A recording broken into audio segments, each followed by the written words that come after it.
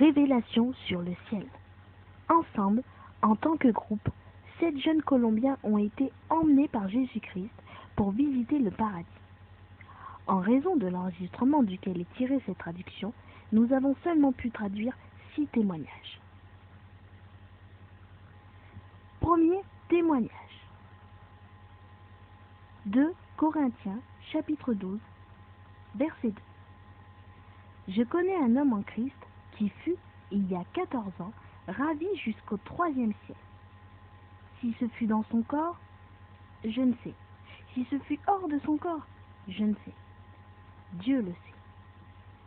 Nous étions dans notre chambre lorsque nous avons eu la première expérience. La chambre commença de nouveau à se remplir avec la lumière qui irradiait de la présence du Seigneur. C'était aussi fort qu'elle éclaira la chambre tout entière. La chambre était pleine de sa gloire. C'était merveilleux d'être en sa présence. Jésus nous dit, « Mes enfants, maintenant je vais vous montrer mon royaume. Nous irons dans ma gloire. » Nous nous sommes tous pris par les mains et fûmes levés.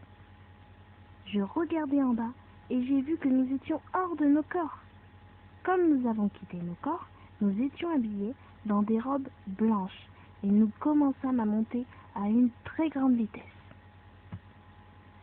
Nous arrivâmes devant une paire de portes qui était l'entrée dans le royaume des cieux. Nous étions étonnés de ce qui nous arrivait. Nous étions reconnaissants que Jésus, le Fils de Dieu, fut là avec nous. Et il y avait aussi 2 anges qui nous accompagnaient et qui avaient chacun d'eux 4 ailes. Les anges ont commencé à nous parler, mais nous n'avons rien compris à ce qu'ils nous disaient. Leur langue était très différente de la nôtre. Elle était différente de toutes les langues de la terre. Ces anges nous ont fait un accueil si chaleureux et ils ont ouvert ces portes immenses. Nous avons vu un endroit merveilleux avec beaucoup de choses différentes. Lorsque nous sommes entrés, une tranquillité parfaite remplissait nos cœurs. La Bible nous dit que Dieu nous donnera la paix qui surpasse toute compréhension humaine. Philippiens chapitre 4, verset 7. La première chose que j'ai vue fut un cerf et j'ai demandé à l'une de mes amies, « Sandra, est-ce que tu regardes la même chose que je regarde ?» Elle ne pleurait et ne criait plus comme elle l'avait fait lorsqu'on nous a montré l'enfer. Elle sourit et dit, « Oui, Esaü, je regarde un cerf. » Puis je sus que tout cela était réel, que nous étions vraiment dans le royaume des cieux. Toutes les horreurs que nous avons vues dans l'enfer furent tout de suite oubliées. Nous étions là en nous réjouissant de la gloire de Dieu.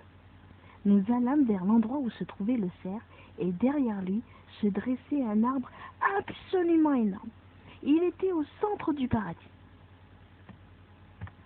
La Bible nous dit dans Apocalypse chapitre 2 verset 7 que celui qui a des oreilles entende ce que l'Esprit dit aux églises. À celui qui vaincra, je donnerai à manger de l'arbre de vie qui est dans le paradis de Dieu. Cet arbre est un symbole pour Jésus, car Christ est la vie éternelle. Derrière l'arbre, il y avait un fleuve d'eau cristalline. Il était si pur et si beau, comme on n'en a jamais vu sur la terre. Nous voulions rester dans cet endroit. Nous avons dit plusieurs fois au Seigneur, « Seigneur, nous t'en prions, ne nous prends pas hors de cet endroit. Nous voulons y rester pour toujours. Nous ne voulons pas retourner sur la terre. » Le Seigneur nous répondit, « Il est nécessaire que vous retournez sur la terre pour témoigner de toutes les choses que j'ai préparées pour ceux qui m'aiment, car je vais revenir bientôt et ma récompense est avec moi. » Lorsque nous vîmes le fleuve, nous nous sommes dépêchés et nous plongeâmes. Nous nous sommes souvenus du verset de la Bible qui dit que celui qui croit au Seigneur, des fleuves d'eau vive couleront de son sein. Jean, chapitre 7, verset 38. L'eau de ce fleuve semblait avoir la vie en soi, donc nous nous y sommes plongés. Nous pouvions respirer normalement dans l'eau, aussi bien qu'à la surface. Le fleuve était très profond et il y avait plusieurs types de poissons avec des couleurs différentes qui y nageaient. La lumière à la surface du fleuve et dedans était normale. Dans le ciel, la lumière n'irradiait pas d'une source spécifique, mais tout était plein de gloire. La Bible nous dit que Jésus est la lumière de cette cité. Apocalypse, chapitre 21, verset 23. Nous avons pris quelques poissons hors de l'eau avec nos mains, et ils ne sont pas morts. Donc, nous avons couru vers le Seigneur et nous l'avons demandé pourquoi ils ne sont pas morts. Le Seigneur sourit et dit que dans le ciel, il n'y a plus la mort, les pleurs ou la douleur. Apocalypse, chapitre 21, verset 4. Nous avons quitté le fleuve et nous courions partout pour toucher et expérimenter tout ce qu'on pouvait. Notre désir était d'apporter tout avec nous au retour sur la terre, parce que nous étions tellement étonnés des choses que nous voyions dans le ciel. Les mots sont trop pauvres pour exprimer ces choses. Lorsque l'apôtre Paul a été ravi au ciel, il a vu dans le royaume du ciel des choses qu'il n'a jamais réussi à exprimer, tant étaient-elles magnifiques. 2 Corinthiens, chapitre 12. Il y a des choses que nous avons vues qui nous est presque impossible de décrire. Ensuite, nous sommes arrivés à un endroit immense, qui était très beau et merveilleux. Il était plein de pierres précieuses, de l'or, des émeraudes, des rubis et des diamants. Le plancher était fait d'or pur. Puis, nous nous dirigeâmes vers un endroit où il y avait 3 grands livres. Le premier était une Bible faite d'or. En somme, on peut dire que la parole de Dieu est éternelle et qu'elle subsiste pour toujours dans le ciel. Psaume, chapitre 119, verset 89. Nous regardions une Bible énorme faite d'or. Les pages, l'écriture, tout était d'or pur. Le deuxième livre que nous avons vu était plus grand que la Bible. Il était ouvert et un ange était assis. Et il écrivait quelque chose. Avec Jésus, nous nous approchâmes pour mieux voir ce que cet ange écrivait. L'ange écrivait tout ce qui se passait sur la terre. Tout ce qui s'est passé, y compris la date, l'heure. Tout était enregistré ici, dans ce livre.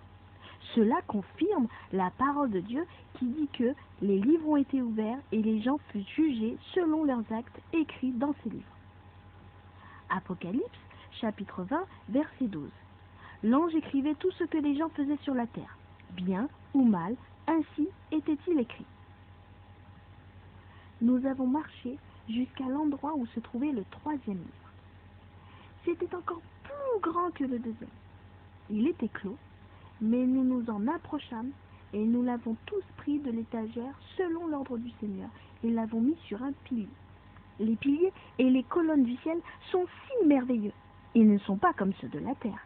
Les colonnes ressemblaient aux nattes et elles étaient faites de différentes pierres précieuses.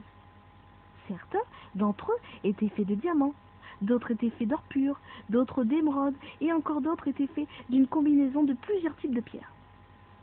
J'ai compris alors que Dieu est vraiment le possesseur de toutes les choses, comme il est écrit dans Agé, chapitre 2, verset 8. « L'argent est à moi et l'or est à moi, dit l'Éternel des armées. » J'ai compris que Dieu est absolument riche et qu'il possède toutes les richesses du monde.